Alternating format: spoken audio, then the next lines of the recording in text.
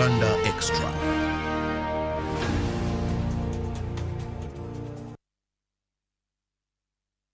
A few minutes past the top of the hour. Thank you for keeping with us on UBC TV. Welcome to Good Morning Uganda Extra, which happens to be an extension of Good Morning Uganda. Therefore, let me remind you that we are here every weekday from 6:30. We spice up your mornings. We have so much light moments, some laughters here and there, yet very informative. You get to know what is in the papers, you get to have sports updates, and of course a very rich discussion with our newsreel, where the panel of three give you in-depth analysis of issues that concern you. But also you have Good Morning Uganda agenda, where I usually have a guest and also look at issues of national concern. So why not make it a date with us tomorrow morning in case you have just joined? Let's start the day together at 6:30 here on UBC TV. Now, today I'm going to be discussing a very sensitive topic because it talks about sustainability, but also very important that certain times the things we neglect end up making us incur very huge losses. And sometimes we may just be ignorant about them, not even know that there is a place we can go to and have the knowledge that we require. Now, we are going to be looking at environmental social governance, ESG, for sustainability. And when we talk about issues of governance, well, that takes you direct to the Institute of Corporate Governance of Uganda. And these are the guests I'm having. They come from this wonderful institute. Have you ever heard of it? Well, in case you haven't, just concentrate more, a little more, so that you get to understand what the Institute of Corporate Governance of Uganda does and why environmental social governance for sustainability is very important. Join me, welcome. That is Dyson Bosco Okum, who is the Chief Executive Officer, Institute of Corporate Governance of Uganda. You're most welcome. Thank you very much, and good morning, our viewers. And just next to him, or at my extreme end, I have Donald Wagumburizi, who happens to be the Chairman, Education and Training Committee at the Institute of Corporate Governance of Uganda. Happy having you. This is the second time. I'm honored to be having you this lovely morning. Thank you very much, Robert. Good morning, our viewers. It's always a pleasure being here and sharing my thoughts with you. Now, to begin with, I just want my viewer to better understand, when you talk about the Institute of Corporate Governance of Uganda, what do you do? What is it all about? And I'll begin, and I'll address this to Okum. Thank you very much, Robert. Once again, good morning, our viewers. It is very important, and we are very happy to be here. The Institute of Corporate Governance of Uganda was first incorporated in 1998. At this time, you remember, was the time when the government of Uganda decided that the economy is going to be in private hands. Then looking around, it meant a lot of these parastatals, government organizations were going to be privatized. That therefore called for a crop of Ugandans to run these institutions, make it corporate bodies which are run according to corporate governance principles. So the government of Uganda then, under the then privatization unit, created a desk whereby the Institute of Corporate Governance of Uganda was formed, and the government supported it for 5 years. After 5 years, it was supposed to stand on its own. For what purpose? The purpose was, one, to propagate best practices. Number two, to promote those practices. Propagate is just showing seeds, Then, when the seeds have germinated, you have to weed them. That is now promoting. And then also to deepen the practices with the view of entrenching those practices. So what is corporate governance practice anyway? Okay? So corporate governance actually is about directing and controlling the affairs of an organization. Usually, there are different organs of a company or an institution. There are those who direct it. They are called directors. Then there are those who manage it, who are the controllers. So the relationships, the rules, the systems, the processes by which power and authority are exercised in directing and controlling an organization forms its corporate governance framework. The Institute, therefore, started operating in the year 2020. We have been talking about these things. We have been training. We have trained over 6,000 institutions in Uganda in the area of corporate governance, and we are still continuing. So we shall talk later on what are these principles. But that's basically what we are. We are an institution which is a non-for-profit, membership-based company limited by guarantee. Thank you. Well, that's explained, and now you know the reasons why for any corporate institutions it is very important for you to have the training and exactly know how things are done. Even I think the private sector, it's not all about these entities of government and all that. I can have my own company, it grows with time, and this is very important. In fact, corporate governance started from the private sector.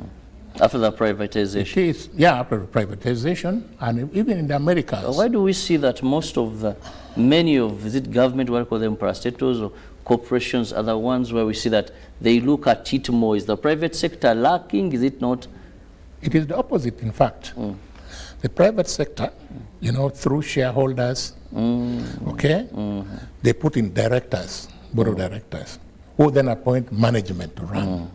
Now, corporate governance started when things started failing, when the directors started getting and paying themselves more than giving dividends to private sector, to the small investors. So they started rebelling and said, no, we want to take charge of our organizations. So corporate governance principles were then developed in the mid-80s, starting in the Americas and then in the US. Okay, and then in UK, and it has now spread. Now we are bringing in government, what we call state-owned enterprises, and we are also moving into the NGO world, and then the SMEs, the small, medium-scale enterprises. We are now seeing that they are really, really very, very much vulnerable, because working together with the Uganda Registration Services Bureau, we have found out that out of every 1,000 small-scale enterprise registered in Uganda today, 700 do not last the second birthday. And the reason has been found out because of lack of corporate governance, lack of separation of powers between the owners, the directors, and managers. So that is where corporate governance comes in handy. Similarly, we have worked with the NGO, the National NGO Bureau, and actually we are still continuing to work with them. They are finding out that most NGOs are formed after 2 years when they're coming for to renew their licenses. They cannot survive because of lack of corporate governance, lack of separation of powers and authority between the owners, the directors, and managers. So that mix is what we are now trying to train people. If your company is to last for long, to be sustainable, there are some principles you must adhere to. I'll come to those principles later. Definitely, I can't wait to have those principles. Yes. But let me just go to Wagumbulizi. Now, when we talk about environmental social governance for sustainability, break these terms and help us understand this in a simple, don't be complicated, please. Thank you, Robert. And I will try to do exactly what you asked me to do, but I thought maybe I might put some context. A lot of what Dyson has explained to be corporate governance is about the management and the processes of management of a business taking advantage of production capitals to be able to produce output and provide utility. Now, for a very long time, it was mostly accepted and agreed that the business of a business is business, nothing else. And therefore, the accountability and the reporting and the expectations on the operational team of a business was mostly to return economic value or a profit to the shareholders, who are the people that assume the highest risk out of their investment. There's some history to this, actually. ESG and sustainability are not new terms. They have been around, it's just they have been morphing. As far back as 500 BC even, we had particular writers trying to postulate what the effect of production and human intervention would be on the planet and on nature. In 1952, there was a case in London where about 12,000 people died as a result of air pollution. And then further to that, 1962, a book came out, 1972 I think, a book came out which was called The Silent Spring, and it's written by Rachel Carson. And she was specifically talking about what they observed to be the effects of pesticides on the environment, specifically something we're all familiar with, which is DDT. And the way that DDT had been built as a compound was that it would be a scorched earth type of a chemical. It would not kill targeted pests. It generally had a broad spectrum. And the argument was that it, in the process, would also kill pests that were required, or insects that were required. And that would upset the biodiversity. Now, typically in nature, when you kill more vectors, then very soon you have an imbalance in nature.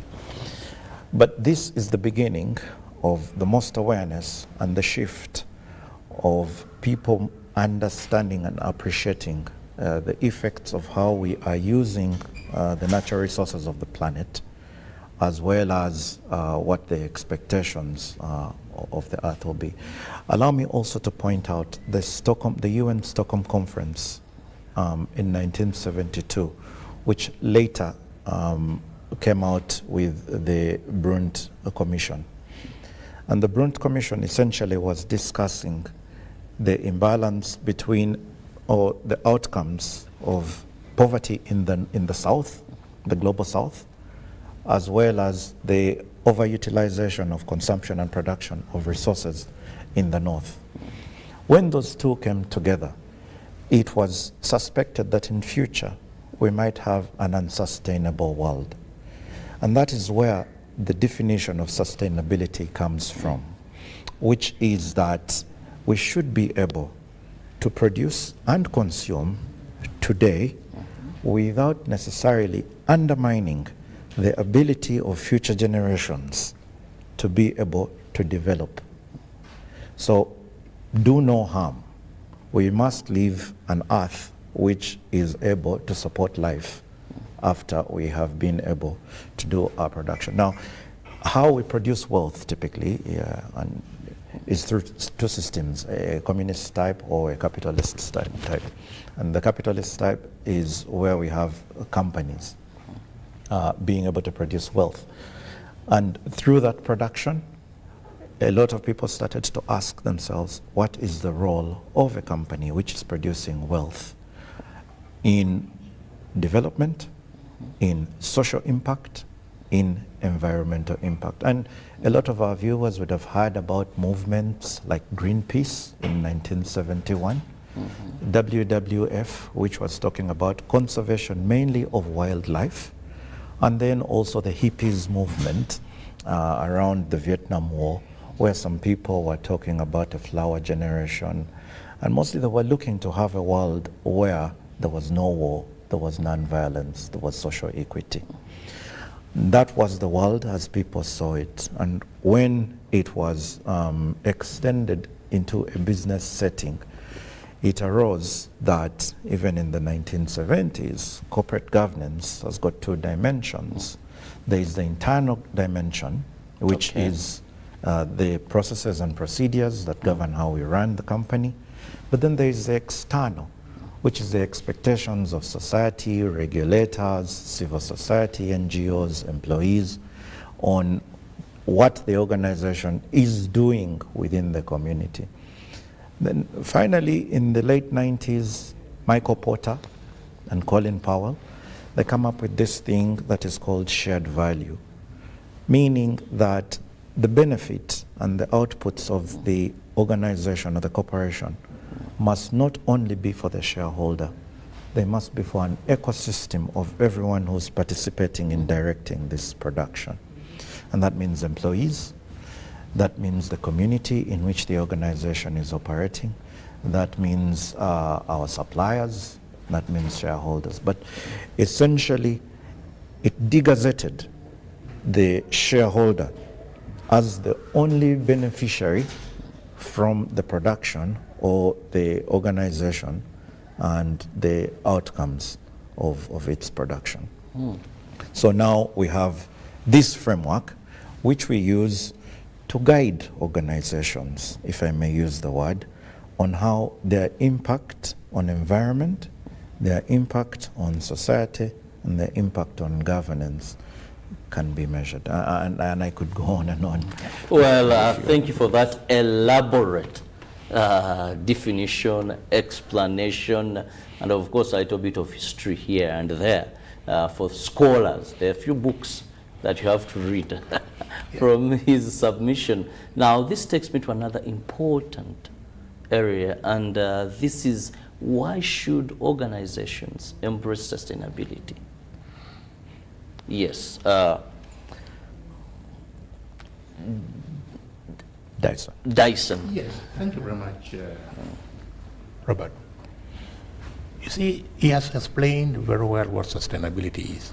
We need to produce today, but minding that the future is also there.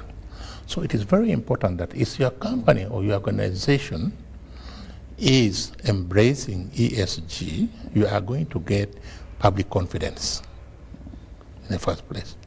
Because most of these things are the things which create the climate change problems of now. If you dump your industrial waste carelessly, if you use water carelessly, you know, the society in which you're operating will not accept you.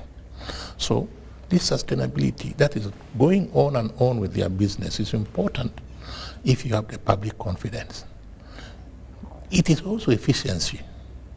When you do what he's saying, you find that you are more efficient. By the way, if he's talking profitability here now, let's move a little bit away from the market profitability of economic profitability. There is also social profitability. And that's where the state-owned enterprises come in. If you're a hospital, a government hospital, giving services to people, what is your profitability? It is the social acceptability of that hospital.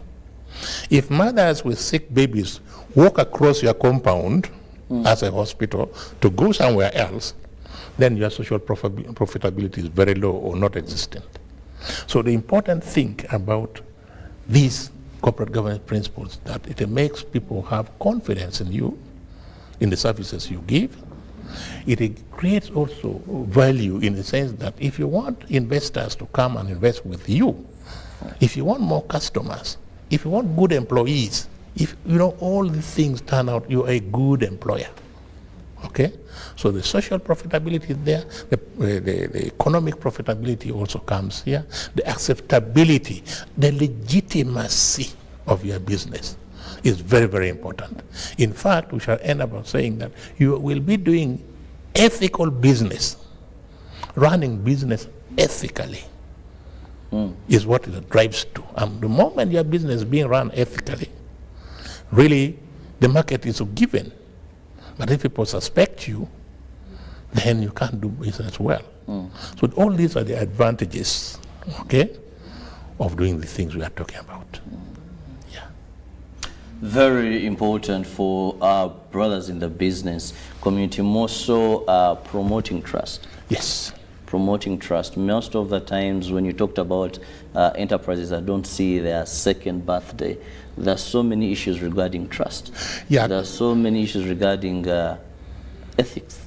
Yeah, Robert, allow me to talk about that. Please do. That actually gives us what is called the tenets of corporate governance, the pillars of corporate governance. And there are 6. I can summarize them. Please summarize. And then for the viewers to understand, and from today, even when you are walking away, Robert, you will always keep reminding them. I summarize them in abbreviation attire. Just like you are putting on attire now. When a military guy is going on war, he puts on a military attire. When a medical doctor is going in to the theater, he puts on clinical. So we want business people always, when they're going to do their business, to put on governance attire. Now, attire is an abbreviation, with A standing for accountability. Problem number 1. Always wear accountability in your business. The second one is transparency. And people confuse these 2 words, accountability and transparency. In short, accountability is simply your obligation to answer for responsibility. But transparency is a little bit deeper. That when you are accounting, you must be truthful. Okay, in short. So, accountability, transparency, trust. The trust you are talking about is very important. Then I is for integrity. Integrity is honesty. Okay? And then responsibility. You must be responsible. There are 3 elements of responsibility here. Responsibility is doing what you are accepted to do. Responsibility in terms of stewardship, caring for the planet, caring for the environment. When you are doing your work, do not destroy the environment.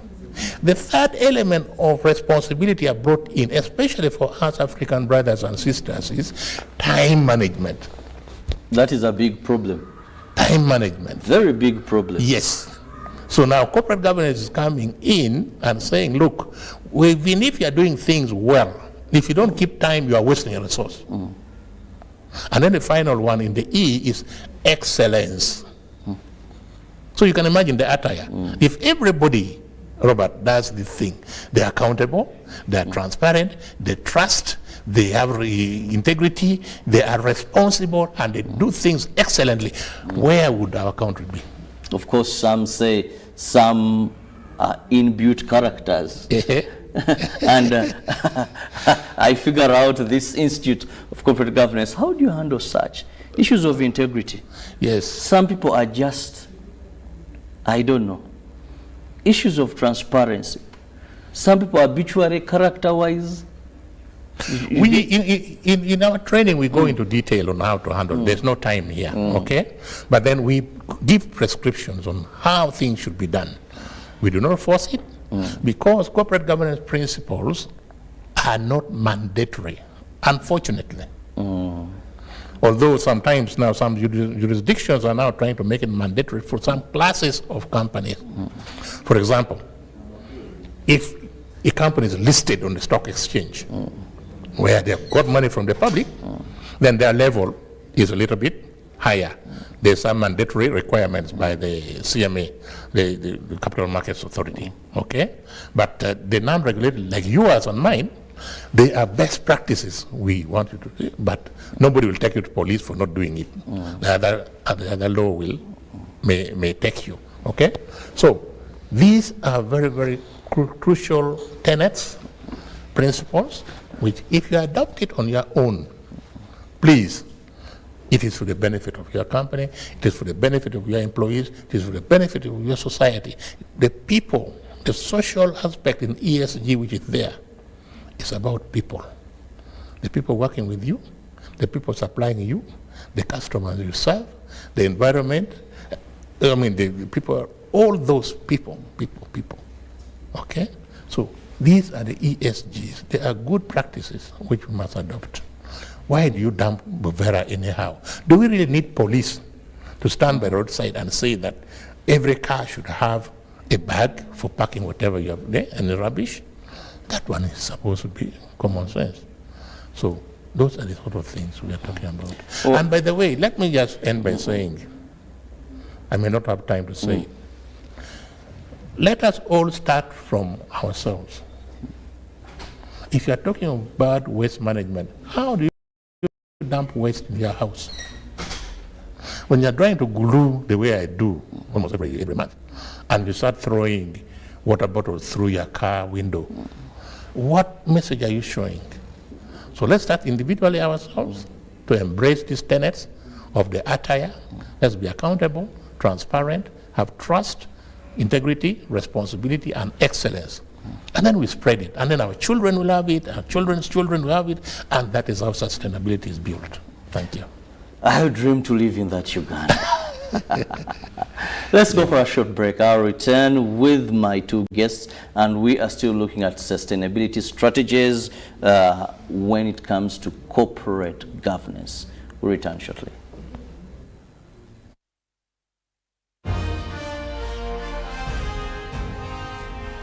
Live from UBC Studios in Kampala, this is Good Morning Uganda Extra.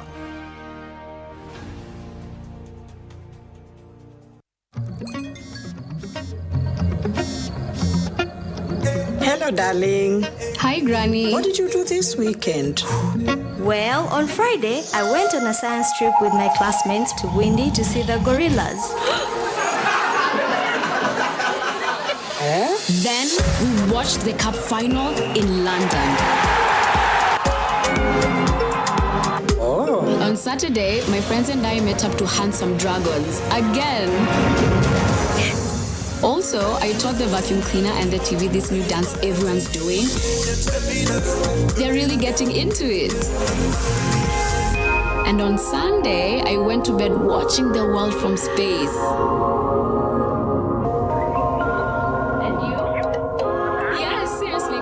With Airtel 5G's lightning-fast speeds and seamless connectivity, you won't believe what's next. Airtel, a reason to imagine. A new dawn on Behind the Headlines with me, Timothy Nyangweso. Every Wednesday, live in our studios in the heart of Kampala. We have conversations that have analysis, explanation, but not every truth is fact, and not every fact is truth. Every Wednesday, 10 p.m. on your public broadcaster.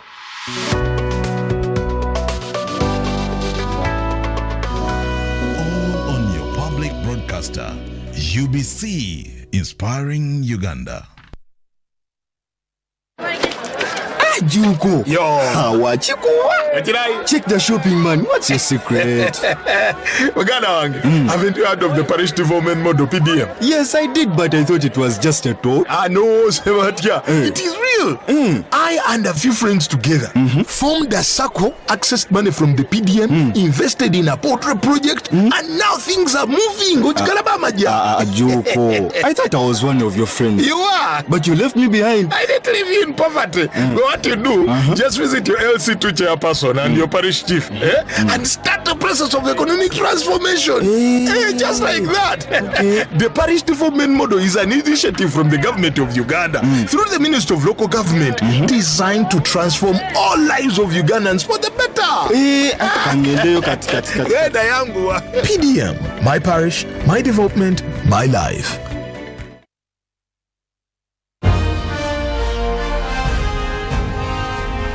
Live from UBC Studios in Kampala, this is Good Morning Uganda Extra.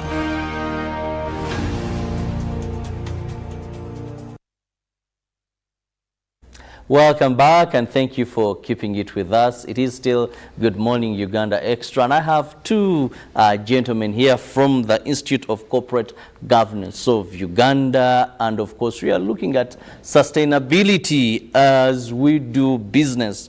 How do you ensure a healthy environment in our various organizations, in our various companies? Because we rightly know that corporate governance is very, very important for those that begin this business, those that run them, but also for the public where these businesses operate, because they never operate in isolation. And before we went for this break, Dyson here had a very interesting abbreviation of what is very vital.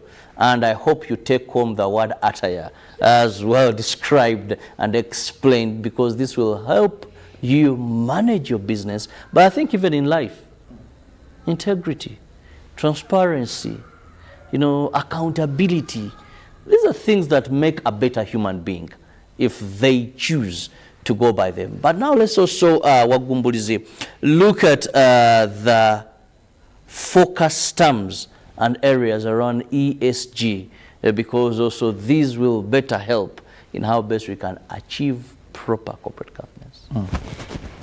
So Robert, in 1804, the world had about 1 billion people. Now, we are almost sixfold. And Thomas Malthus, a very famous economist, did predict that population growth would outstrip our ability to produce food at a certain point.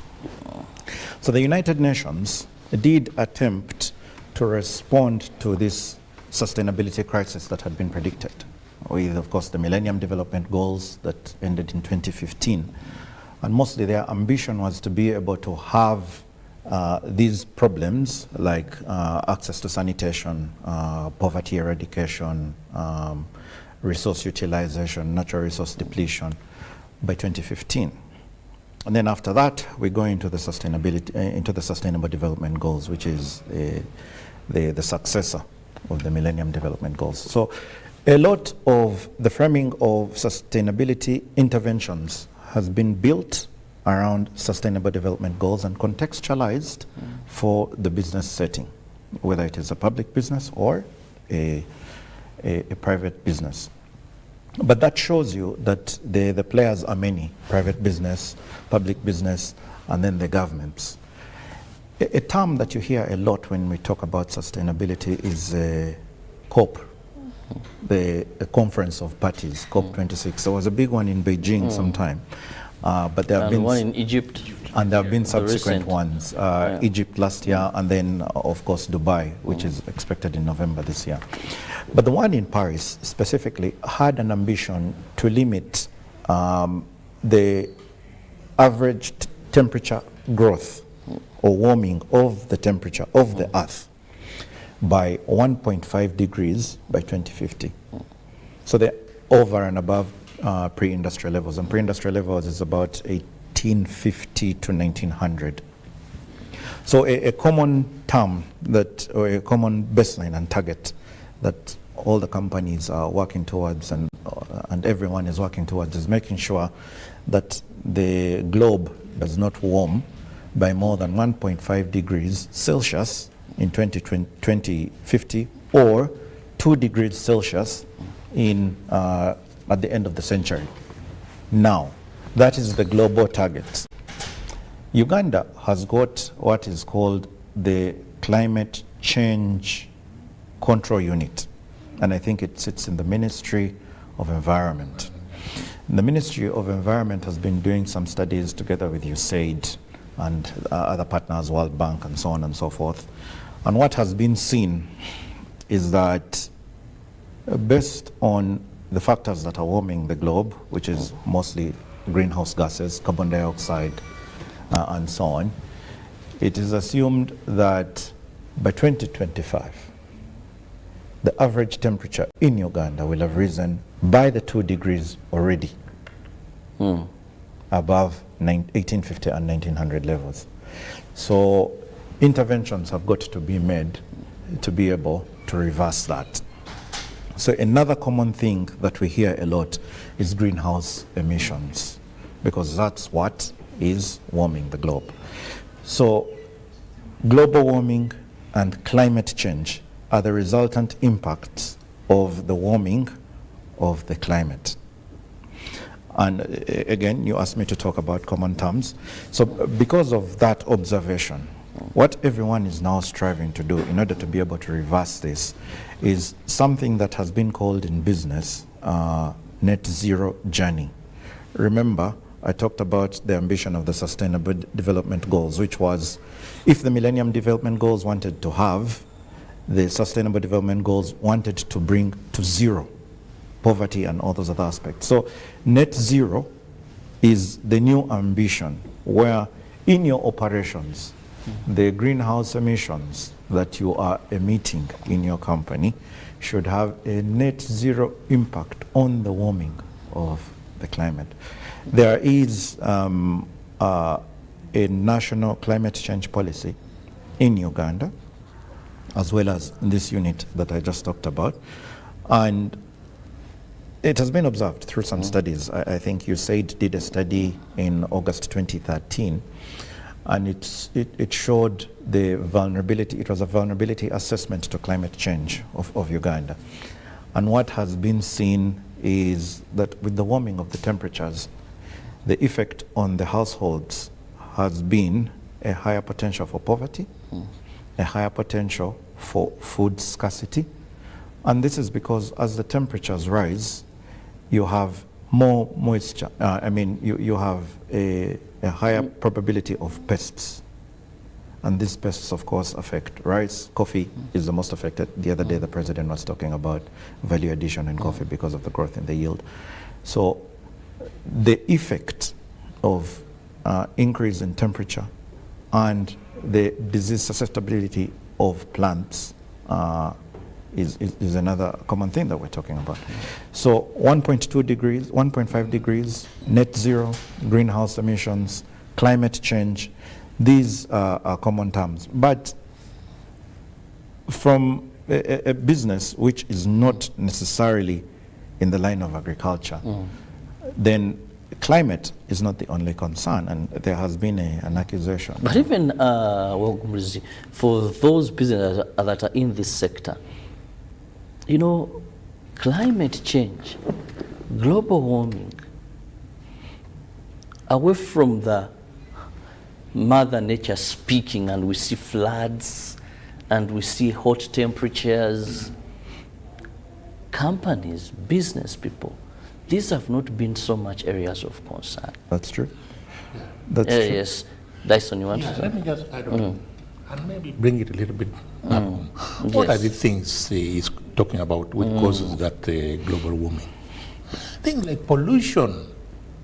You know, you are riding, you have border here, and then the gas which is coming out, our cars, you know, our mothers are blowing wood, and the fume are going up. These are the things.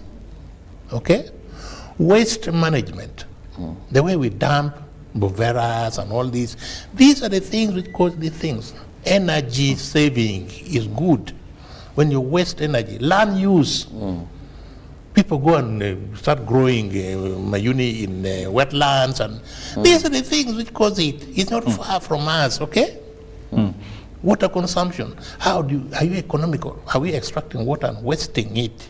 Okay? Yes. Because water and land use, energy saving, these are the things we should work on. They are really in our households, is what I'm saying. But let me also straight away talk about the social bit. Because we have talked about the environment, people tend to. In ESG, when we are talking about that S in ESG, the social aspect, we are saying anybody doing business or running any company, even if it is government institution, one, when you are creating jobs, that's the social aspect of it. Job creation, what are the working conditions of the workers? Child labor should be discouraged. People should not be forced to work like slaves. Diversity. Are you employing people who are disabled? Or you are leaving them out?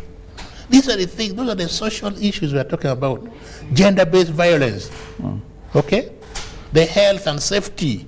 You know, these are the things we are talking about. They are not far. We just have to put them together and then leave no one behind. Give equal opportunities to people to work. And pay also. Pay is very important. Equal pay for equal work, irrespective of gender, irrespective of age, irrespective of whatever social status. These are the things ESG is talking about, ladies and gentlemen. They're not far, they're with us. Well, they are with us, and very important, how do we make them priority of how we do our businesses? I think that is the biggest issue, because knowledge is there.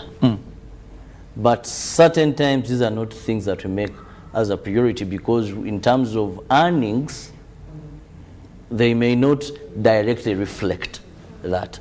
And I think our Gumuzi agree with me that if I have my business or I have a company, some of these things we may not look at them as key.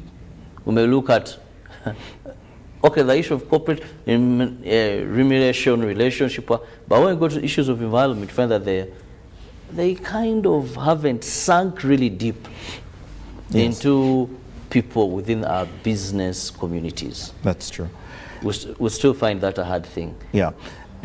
You know, Robert, that comes from somewhere also. You see, when businesses were once told that we were not doing enough to support the society and environment, what we did was we did some CSR.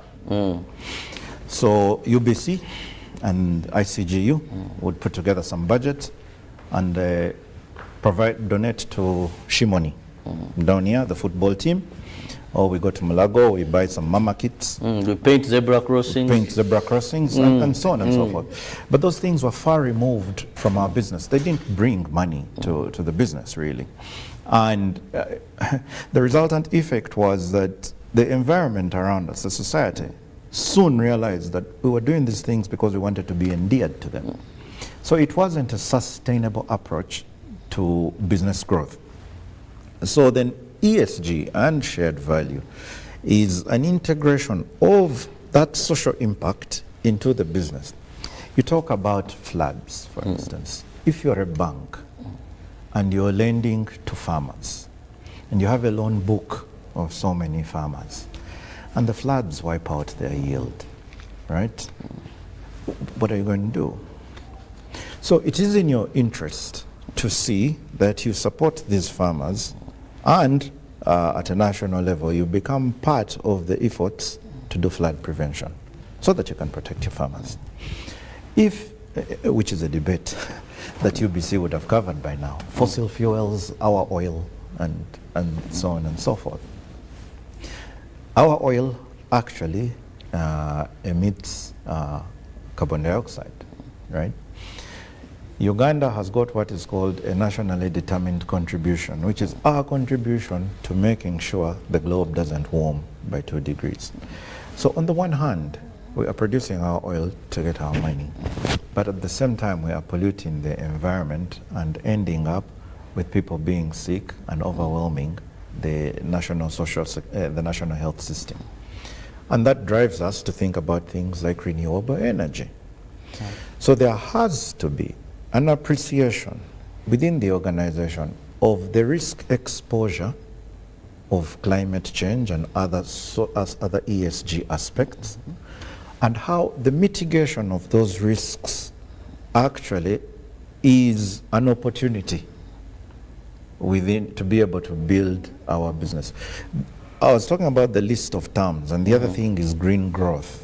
You hear green here, blue there, and so on and so forth. And what green growth really is a development in a green way. So it's not always a case of either or. We need to find a way to do both.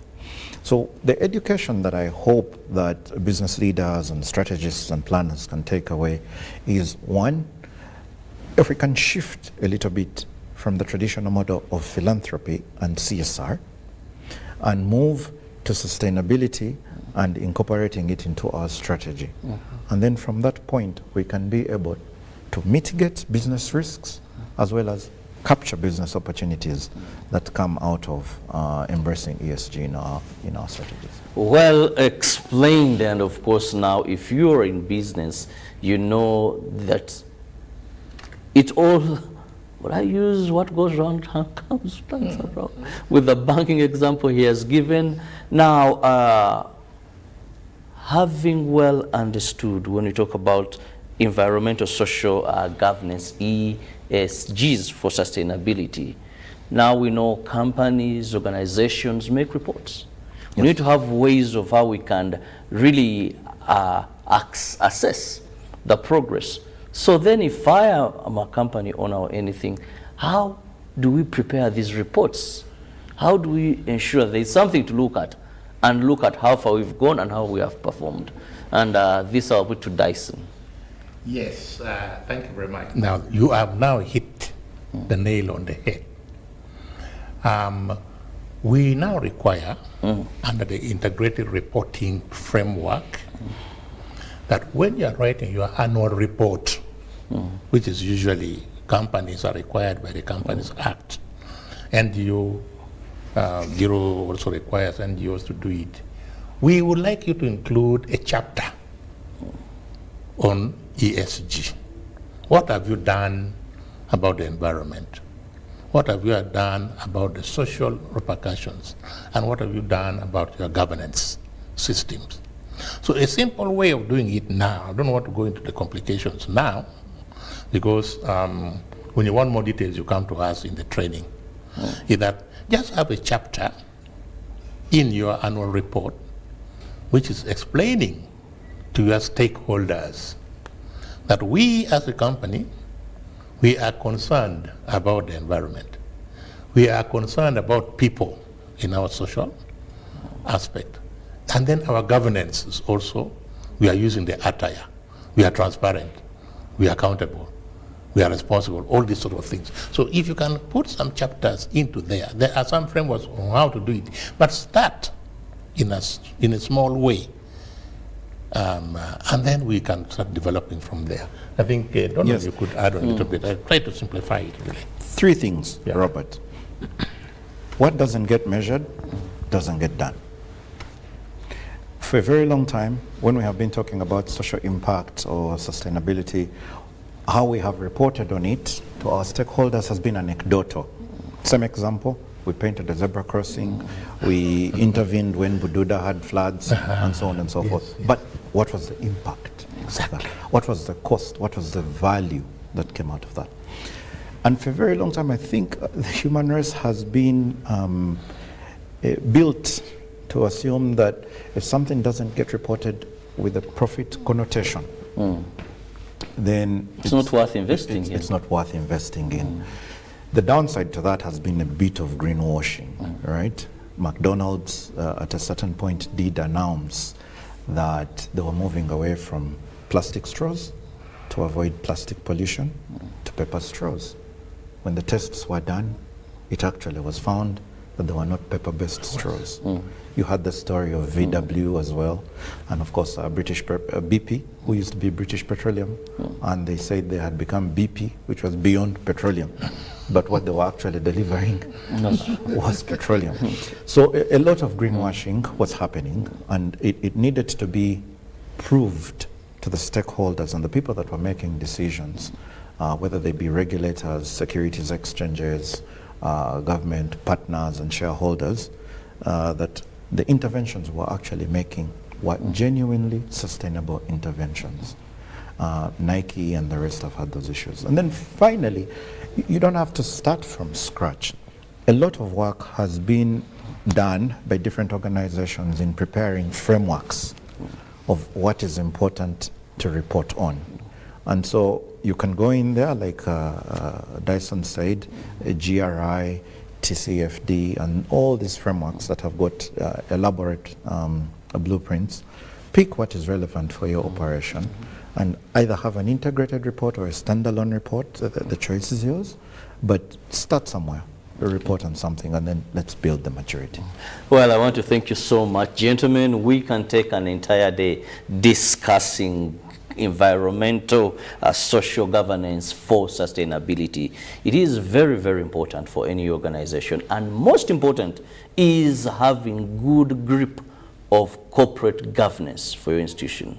Now, the Institute of Corporate Governance Uganda is here for you to ensure that they can take you through these and more for the benefit of your company. I want to let my guests go. Thank you so much. That is Dyson Bosco Okum, the Chief Executive Officer, that is Institute of Corporate Governance of Uganda. Thank you so much for your time. And Donald Wagumbulizi, thank you so much for this elaborate explanation. Of course, he's a man who also take you into reading scholars, different scholars and all that. But thank you so much. It's been really a very interesting discussion. And above all, you, our viewer, you've been with us from 6:30 till now. You joined us later on the show. The only promise I can give you, tomorrow is another day. Keep it with us right from 6:30 till now. Have a lovely day. May the good Lord bless you. For God and my country, good morning. Live from UBC Studios in Kampala, this is Good Morning Uganda